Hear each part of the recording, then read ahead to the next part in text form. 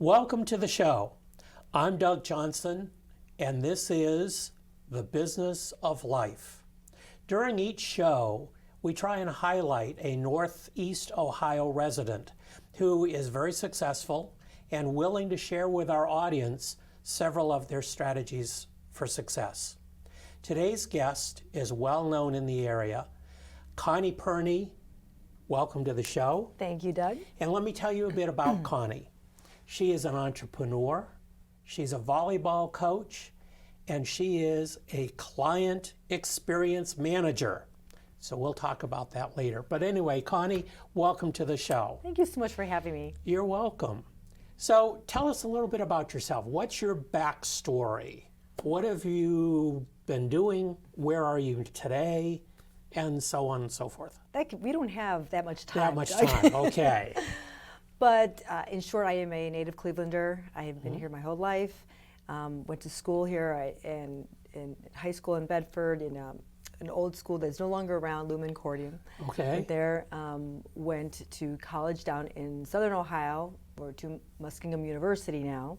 And then out of there, started working for the old phone company in a college management program.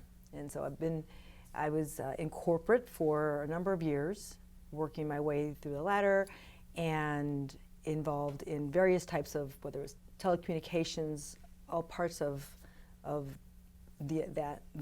phone company, and did some project management, did some call center. I became a call center expert in managing call centers, developing call centers, and a business analyst for them. So segue from there. In that whole time, I got married, got my MBA, started having kids, and decided I wanted to do some other things besides just work in corporate, and got into finding my own business, so to speak, and then got into some coaching, just some things on the side I wanted to do for fun. Okay. So let's just jump right in here, and Okay. we'll get to those three areas, the entrepreneurship, the coaching, and the client experience manager and expert. But let's start there. Okay. Connie, what is that? A client experience manager, basically, I work for a company down in Hudson called Estrella, and we work with families who want to get rid of the stress of college planning. And there is a lot of stress There's there. a lot of stress for both the students as well as the parents. So what I do is I'm basically the face of Estrella to start. Families call in and talk to me, or they email in, and I help them try to identify what are their pain points, where do they need help. We have families who call in who need help with just a little bit. You know, their student knows exactly that they're going to go ahead and apply to 20 colleges, they're going to study engineering, and they just need a little bit of help with the application. We have other families whose student doesn't know what they want to do, let alone the college, or what they want to be when they grow up. So we help that whole range of families to work their way through that, so that it's nice to have someone help you along versus try to go at it by yourself. So why is it so important to you, because I know it is, to help those students and their families? I think it's important because we want to make sure that it's a good experience. When I went to college, and when you went to college, is a lot different than it is now. Sure was. I did a lot of it all by myself. My parents were not born in the U.S., and so I had to figure out paperwork and applications and where I wanted to go to school and find college fairs if they had them back then. Whereas now there's a lot of tech available to the students, but I don't think they have the opportunity to really utilize the people part of how to get through this. And they try to do that on their own, or their parents do. So what we like to do is, what I help to do is just make them feel comfortable that it's not as ominous as it seems. It can be narrowed down and focused, and there are people there who are willing to help you along the way to set the path to help you get to your ultimate destination. And you're helping the future citizens of the country. Absolutely. Really. Absolutely. We all know how important education is, and just the fact that you're helping to guide them in a direction and reducing their stress. Right. I imagine that it's great for the parents also, particularly those who sometimes become helicopter parents. Yes, definitely. And It's an opportunity for the student. Really, we put a lot of ownership on the student. It's their process. They're going to college, not mom and dad. And so the consultants that we have who work with the families and work with the student directly are the ones who are really the guiding point to make sure that the student is responsible for submitting their essays, for submitting things on time, for scheduling when they have to go get their ACT, SAT test taken, things like that. So it's really their process. And the parents are involved, definitely, but we want to really focus on helping that student become independent. Because once they go to college, mom and dad are not going to be there taking the test or checking their homework or anything like that. They've got to do it on their own. Great. The second area that you were so involved with, and I think also goes from high school down through middle school, is volleyball coaching. Yes. So when you were younger, were you a volleyball star? I would love to say I was a volleyball star, but in reality, I was not. Actually, I started playing volleyball in 7th grade, so you're about 12, 13 years old, give or take, and that was the first opportunity that I was given to play a sport I had never played before. I was a softball player, so I could do that, but volleyball was new, and one of the things that I remembered after our first year is being introduced at our awards night is, this is Connie. She's one of our not so good players. Oh, geez. Now, in today's environment, if a coach said anything like that, or if I said something like that in public, there would be like an outcry and I would be out. Okay? Absolutely, yeah. So, but I personally took that as an opportunity to challenge myself to be better. And so the next year got better, and then I was a varsity player for 4 years in high school. I walked onto my college team and got to play there. So it was definitely a turning point for me, just that little bit of what somebody can say can either help you or hurt you, and I took it to help. So that's my playing area. So I wouldn't say a star, but it helped turn me around. So I was Well, happy and with that. now that you're coaching, you have 3 daughters. Yes, I do. And all of them are involved with volleyball, and one I understand is also coaching. Correct. Actually, this is my Okay. girl. This is the only time we've been together as a group in the same club. I coach both at Nordonia Middle School in the 8th grade program, and I coach for Buckeye Fire Volleyball Club, which is a Junior Olympic or JO volleyball club, travel volleyball. And so we've had the opportunity to be together in the program, different schedules, different times, parts of the year, but it's been fun. And they all play now. My oldest daughter coaches while she's at school at college. She's also a coach and enjoys it very much. Neat, neat. What do you think the difference is between the girls that you coached when you first started coaching and the girls that you're coaching now? Is there a difference in your coaching style? Is there a difference in the volleyball players themselves? There's a couple differences. One is, I think back then, when I first started coaching, I was probably about 22, so we're talking many years ago, that the kids were a little bit more independent yet and receptive to coaching, because they were all new too. And not that they aren't now, but there was more of that innocence, I'll call it, of learning and wanting to understand the game a little bit better, and more patience. And the parents were new at this too. So the parents kind of, let you coach. Nowadays, I think kids come in with some expectations.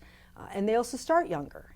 When I coached when I first started, kids, the earliest you could start was maybe 6th or 7th grade. Kids are starting now at 7 or 8 years old. So you're talking just barely 2nd grade maybe. And they're coming up at a level that they follow a program and the parents are following them along.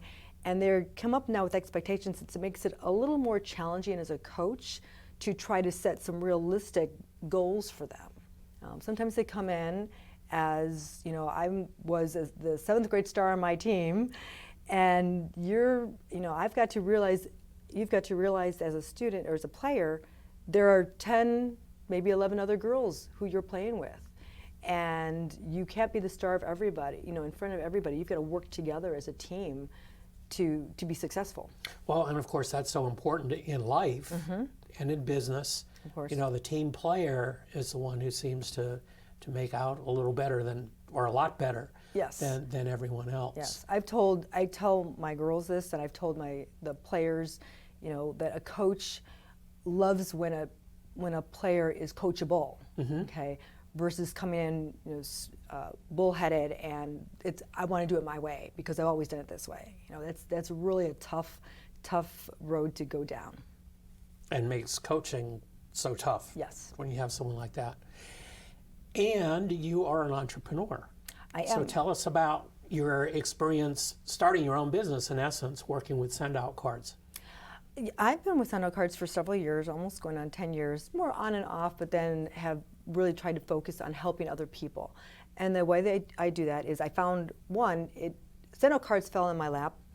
I wasn't looking for an opportunity to start a business, but someone presented me with the idea that, you should thank people you see, you work with. As a matter of fact, I do want to say thank you to you for having me here. So Welcome, you Sandy. have a little Send-Out Cards gift. Oh my goodness. So Send-Out Cards is basically, it's a relationship marketing system.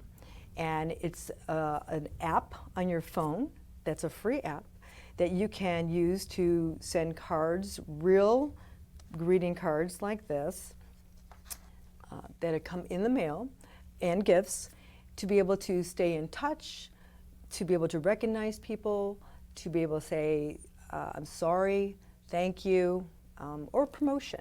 So there's different ways to relate and build a relationship with others in business. Well, and having used send-out cards, I know how easy it is. And just being able to produce a card from your phone and have the recipient receive a real card or a real gift, and thank you very much, I am going to open this, and we can show the audience what a gift. Oh my goodness. Chocolate pretzels are one of the gifts that can be sent, and the gifts are great. They are so easy to send, just as the cards are. And oh my goodness, here is a card also, and we'll show this. That looks familiar. It does look familiar. Superhero Manager. That is taken from the cover of my book. Connie, thank you so much. You're so very welcome. That is so cool, and an example of how easy it is to use send-out cards. You have been very involved with that, and I know from our networking group that we're in together, how many folks that you have helped and how many people are so excited about send-out cards. As an entrepreneur and a representative of send-out cards, you really do everything from selling the product or marketing the product, selling and marketing the product, Right. So we say both. You do training with people. Correct. So you run the whole gamut of actually operating a business as an entrepreneur. Yes, I think that there's a tie in that in terms of between volleyball, between Estrella, and between send-out cards. I find that I am very passionate about helping others, and in each of those I find a way to do that, and I really enjoy that. I think that stems from having had a customer service background back in the old days to where it's carried forward, and that's something that I really enjoy. So when I can do that, you're right, as an entrepreneur, it's very important. Customer service is really important. Building relationships is important. Absolutely. Being a promoter and being a promoter not of just yourself, but of others. I've already told several people about not just the show, but about your business and suggested and just suggesting, opportunities for getting involved and how you should be able to work with other people in business or in life in general. And I've noticed with you, Connie, that you often do pair people, and that's really, building relationships is really what it's all about. Correct. As a business person, and I kind of stole these from your Facebook page. There are a couple of quotes that I'd like you to expound on, if you would. Okay. Henry Ford, and we all know about Henry Ford, made the comment, whether you say you can or you can't, you're right. Tell us about that. That is one of my favorite quotes because I have seen that in all areas of my life. I like to use that with, especially with kids and my own and kids I've coached or kids I deal with or my own girls, their friends, because you can get a mindset of, I can do this, I can make this work, okay? And with some effort, you can achieve that, okay? But you can also do the same if you think you can't. And I always tell my kids, that's a 4-letter word you cannot use at all, okay, when we're in a practice, for example. Because that mindset just negatively impacts you already into the wrong frame of mind.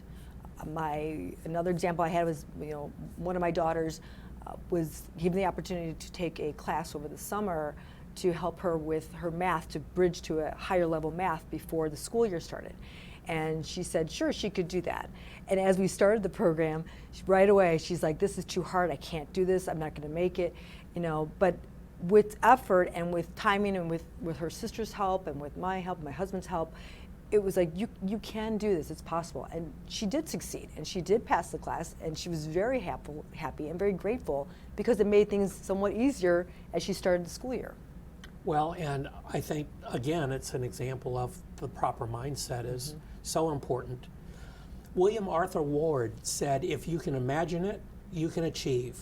If you can dream it, you can become it. That kind of follows along the same path, doesn't it? It does. That quote, I actually, when I was a kid, was on the front of a diary I had and has been with me for the longest time. I think a lot of it, I attribute anything that I've done is keeping those words in mind, that anything can be imagined and it can be achieved. If you put your mind to it, if you really put your effort to it, you can succeed. And I think you have to not stray away from that. And the naysayers can get you down, and you want to make sure that you need something to fall back on, and you can definitely achieve anything you set your mind to. Mm-hmm. All of these things are really kind of tied together. And there's one thing that I didn't know about you that I found out recently, and that is that you provide professional voice recordings, both in English and Spanish and Polish. Well, number one, I used to do that when I was, I'll say, freelancing some work when my kids were little. I did help some large corporations with their systems that I call the Silicon Sally type. You call and you get the 800 number and you get the voice messages there. I was the voice for a couple of companies, and just because of my call center background, I knew the technology behind all that. So I was able to provide a voice when they didn't have one. And I am bilingual, so I was able to provide that in English and Espanol. And as far as Polish, I had connections where I knew people who spoke Polish. And there was an area in a part of the country that was heavily concentrated of Polish families, and the company supported this area, and so they needed the language translated into Polish. So that's how that kind of got put together. But interesting. Yes, it's been a while. Actually. It is. It was neat. It was a fun project. I loved it. So you have done so many different things and been very successful at all of them. What is your definition, Connie, of success? I don't know if I have an actual definition, but to me, the way it looks, it doesn't have to deal with money. It's the ability to pursue a passion and have the result come out with a positive outcome for others.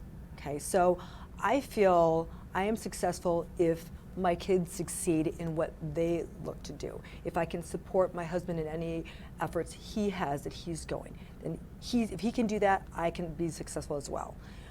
In work, in send out cards, in volleyball, I'm there to help others achieve their success. And that's how I see it. So if I can help others achieve success, then I feel I'm successful. Super, super. So let's get to some strategies now to help somebody achieve that success. You and I have talked about this, and I think these 3 tips are just wonderful. The first is to build and or identify a support team. Tell us about that. You cannot be successful by yourself. You really need support to get to any destination. Whether it's family that's there to help you, support you, and not everybody has that family unit to be able to do that. But there are other people, teachers, coaches, business partners, anybody you can think of, really mentors. There's a group that you can find and build and put together to help you when you share your goals and your vision. They can really help you succeed. And it's good for both, not only when things are tough and they don't work well as when you want to celebrate how wonderful things can have gone. Well, and you really practice that in your own life at Estella with coaching and with send-out cards. Yeah, I do as much as I can. Mm-hmm.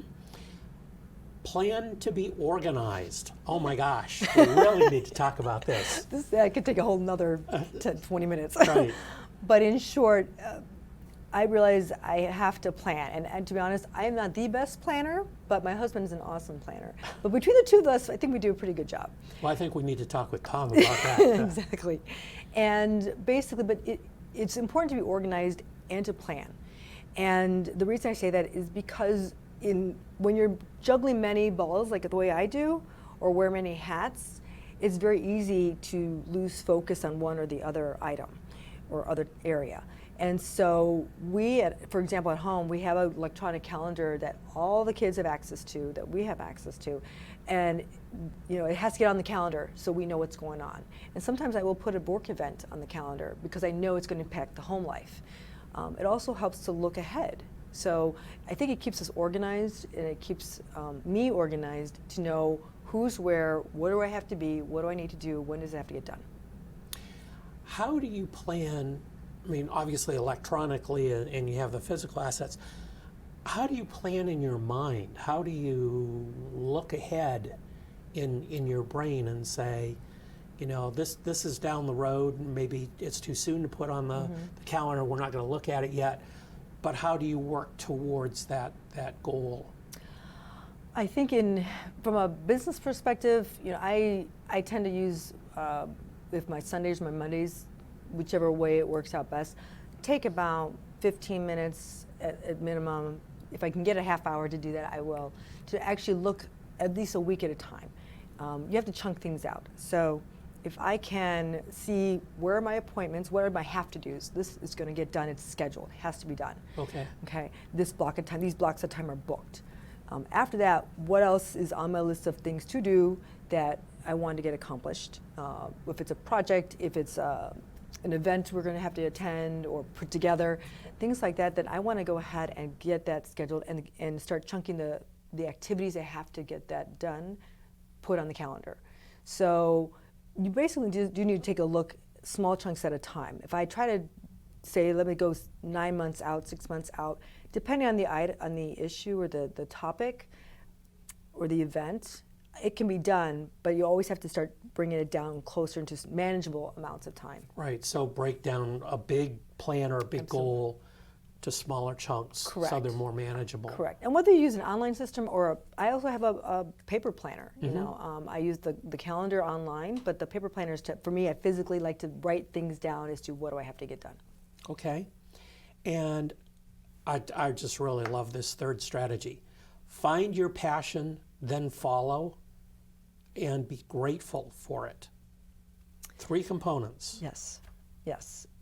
I think that to be successful, you really need to find something you can get behind, and get passionate about that really drives you. And once you find it, you definitely want to do what you can to follow it. It may not be right away. It may take money, time. You've got to be healthy sometimes in some cases to be able to follow your passion. But it can be done. And then once you find it and you enlist your support team to help you get there, it definitely, and you can plan it, then it really all ties together.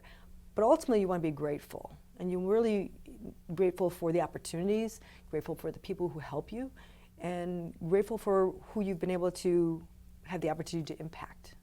And why is that gratitude so important?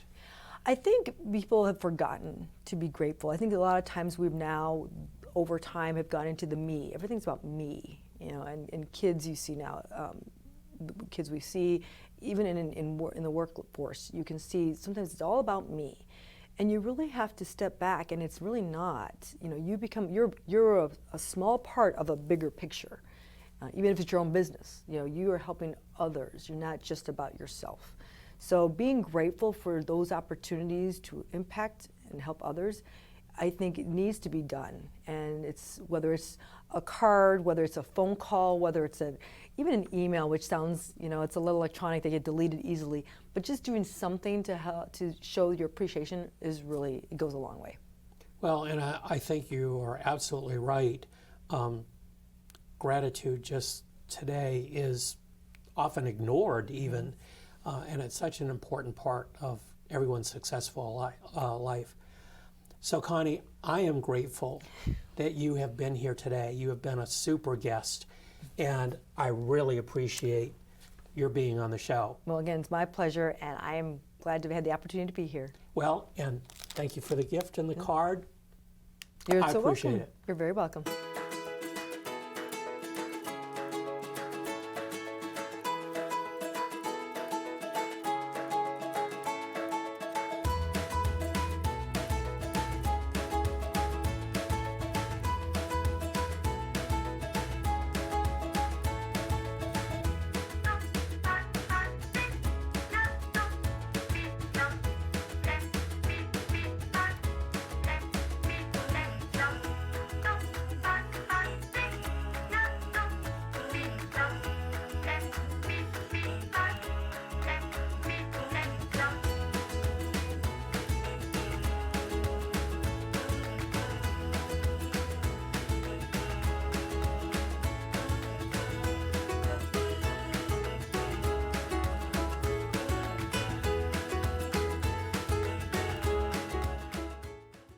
Okay, so I'd like to talk about a pet peeve of mine. This involves tipping as in a restaurant. Now, my idea of a tip is to reward someone, a server, for giving great service. And by the way, the etymology of the word goes back to the 1600s. That's when tipping started, back in Tudor England.